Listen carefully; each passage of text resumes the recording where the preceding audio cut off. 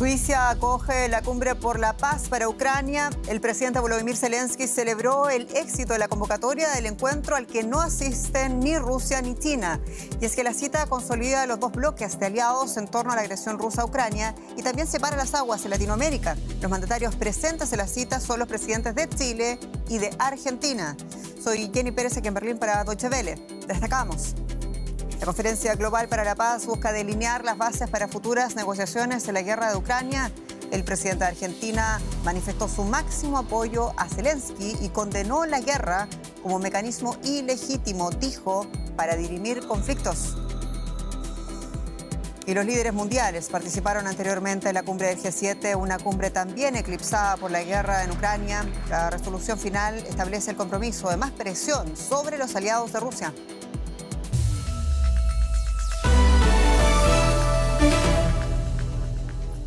Este sábado se celebró la primera de dos jornadas en la Cumbre Global por la Paz en Ucrania, que concentra más de 90 representantes mundiales en Birkenstock, en Suiza. Junto a más de 50 jefes de Estado y Gobierno, el presidente Volodymyr Zelensky aseguró que la cumbre hace historia. La cumbre busca condenar la invasión rusa y buscar vías hacia una paz y seguridad duraderas en Ucrania. Tras casi 4 horas de exposiciones, los líderes presentes se tomaron la habitual foto de familia. Aunque Rusia no fue invitada, los representantes esperan que sea incluida posteriormente. Sin embargo, Vladimir Putin rechazaba el encuentro al que tachó de truco para desviar la atención. China y otros países de los BRICS, entre ellos Brasil e India, decidieron no participar. Y el presidente de Ucrania justificaba la exclusión de Rusia de la cumbre para la paz y dijo que avanzará con Moscú luego de concretar un plan con la comunidad internacional. Escuchemos. Rusia no está aquí. ¿Por qué? Porque si Rusia estuviera interesada en la paz, no habría guerra. Tenemos que decidir juntos qué es lo que significa la paz para el mundo y cómo podemos conseguirla de forma duradera. La Carta de las Naciones Unidas es nuestra base. Y ahora que el plan de acción está sobre la mesa, acordado por todos y transparente para los pueblos, será comunicado a los representantes de Rusia. Paz y seguridad para un futuro inmediato son los temas que ocupan a los líderes presentes en la cumbre en Suiza. Y tenemos en directo desde la ciudad de Lucerna al periodista Philip Crowder.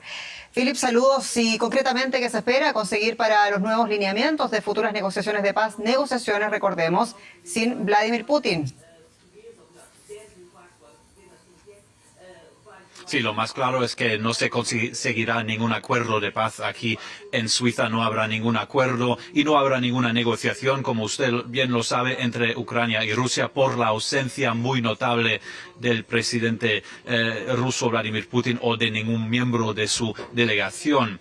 Por eso se habla más de una hoja de ruta para una paz posible en un futuro probablemente bastante lejano. Se habla de la posibilidad de que se pueda invitar algún día a Rusia a esta mesa de negociación, pero por ahora eso es imposible. ¿En qué se basan entonces estas discusiones? Porque negociaciones todavía no son, pues se basan en este plan de paz de Volodymyr Zelensky, del presidente ucraniano, que él anunció en octubre del año pasado. Su plan de 10 puntos, que incluye algunos puntos que parecen imposibles de conseguir ahora mismo, como el pedido de su parte para el retiro de todas las tropas rusas del territorio ucraniano. Por esos pedidos, Rusia cree que no puede estar aquí en esta cumbre. Entonces se va a hablar de cosas un poco más fáciles de conseguir. El lado humanitario, por ejemplo, se hablará mañana sobre el intercambio de prisioneros. Se debe haber más en el futuro. Por ejemplo,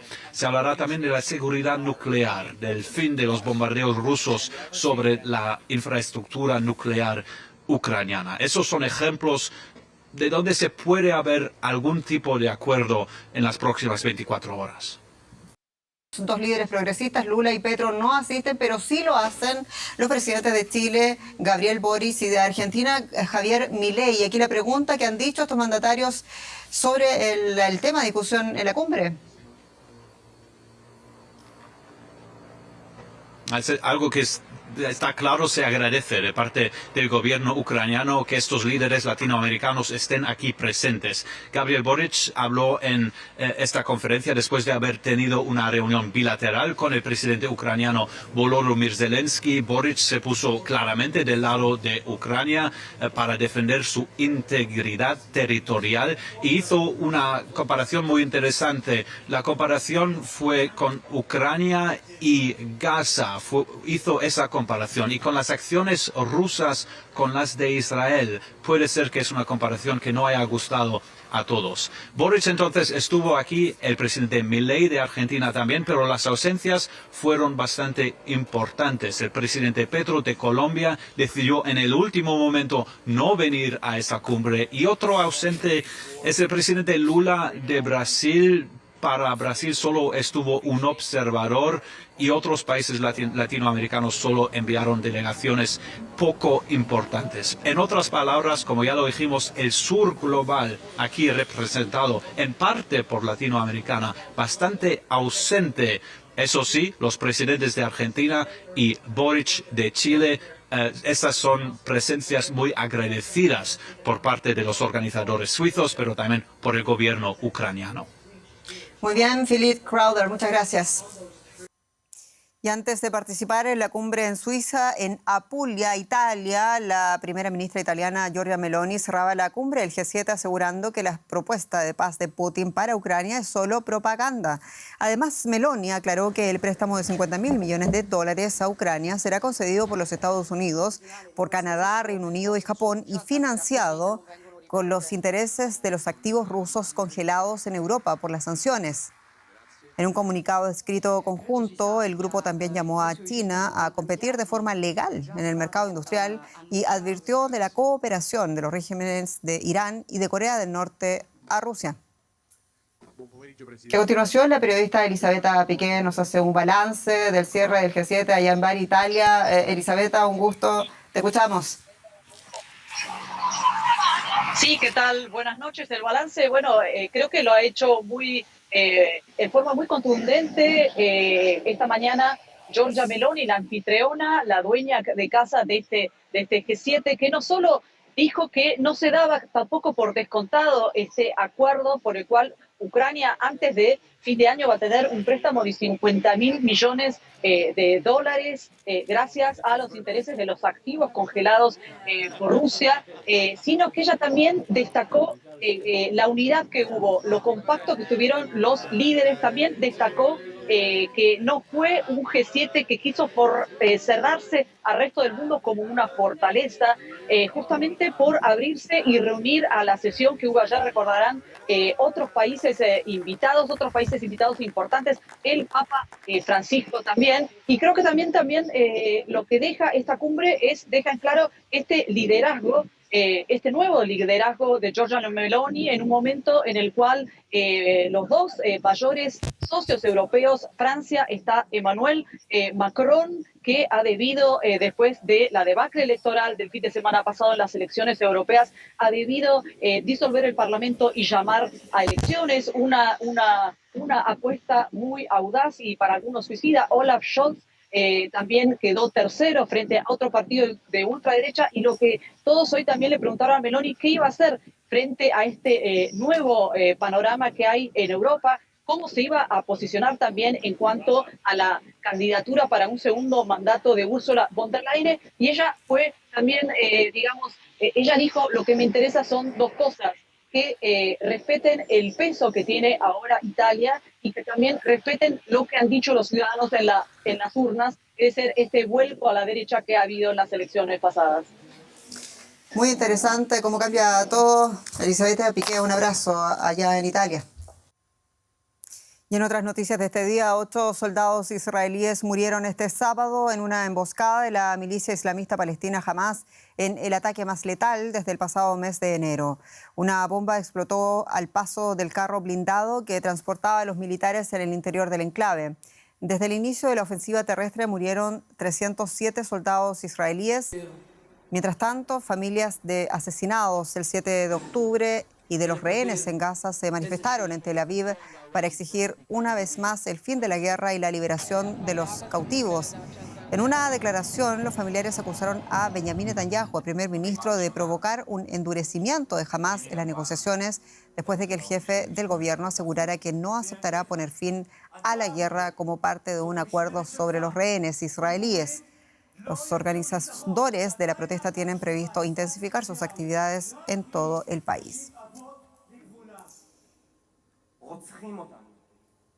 Ya ha comenzado la batalla por la Casa Blanca. Este sábado los equipos de campaña del presidente de los Estados Unidos, Joe Biden, y candidato demócrata, además del virtual candidato presidencial por el Partido Republicano, el expresidente Donald Trump, fijaron las reglas del juego del primer debate que transmitirá la cadena CNN a fines de junio.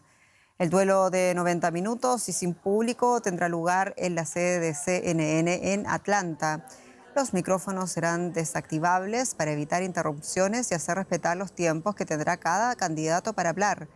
Aunque no es algo común, cara a cara antes de que se oficialicen las candidaturas, los resultados de las elecciones primarias en marzo allanaron el camino para ambos, para Biden y para Trump. Las últimas encuestas dan una ligera ventaja al expresidente Trump, de 77 años, sobre Biden, de 81, aunque hay aún un alto nivel de votantes indecisos. Y nos detenemos un momento en Bolivia y en plena crisis por la falta de hidrocarburos y dólares. El gobierno y los transportistas han reinstalado el diálogo este sábado.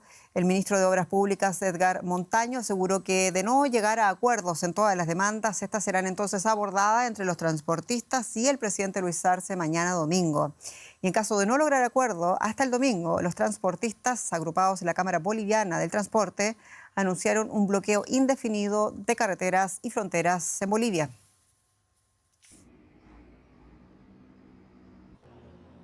Una crisis económica que genera medidas apremiantes. Por la escasez de dólares, Bolivia no logra importar la cantidad de combustible que necesita. Por la escasez de combustible, el gobierno desplegó desde el jueves a 880 militares en 120 gasolineras. Cada litro de diésel se convirtió en oro.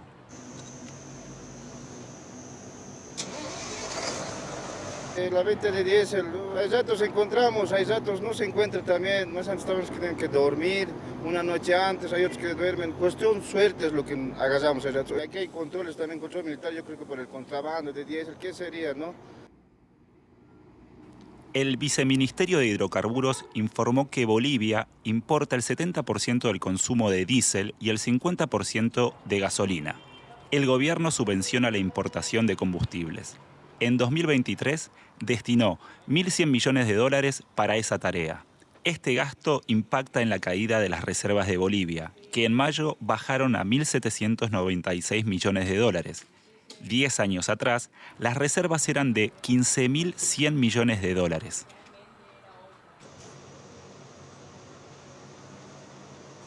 El tema del dólar, pues también, ¿no? Por eso también no hay importaciones, no hay carga. Por ejemplo, en los puertos están parados, no está llegando carga de otro país pues, por falta de dólar. Y también del combustible, pues, lo mismo. Ahora algo está mejorando. La crisis puede escalar. La Cámara de Transportistas presiona al gobierno por la falta de combustible y exige renuncias. El presidente Luis Arce los recibirá este domingo para intentar desactivar el segundo bloqueo de rutas en el mes. Un bloqueo que agravaría aún más la falta de combustible en el país. Y al finalizar nos detenemos en la siguiente historia porque las autoridades de California, los Estados Unidos, liberaron en la bahía de San Francisco a decenas de pelícanos pardos rehabilitados. Se trata de cientos de ejemplares que habían aparecido en las playas de la costa de California esta primavera. Habían aparecido heridos y enfermos por no comer a pesar de que no les faltaba la comida. Desde entonces, casi 400 pelícanos fueron rescatados por centros de rehabilitación de animales salvajes de todo el estado. Los científicos no están seguros de la causa de la situación de estos pelícanos. Las teorías incluyen cambios en el entorno oceánico, incluso las fuertes tormentas. Los rescatadores afirman que seguirán liberando a los pelícanos que permanecen a su cuidado a medida que estén los bastante sanos y fuertes para volver a su hábitat natural. Y aquí nos despedimos. Muchas gracias por su sintonía y hasta pronto.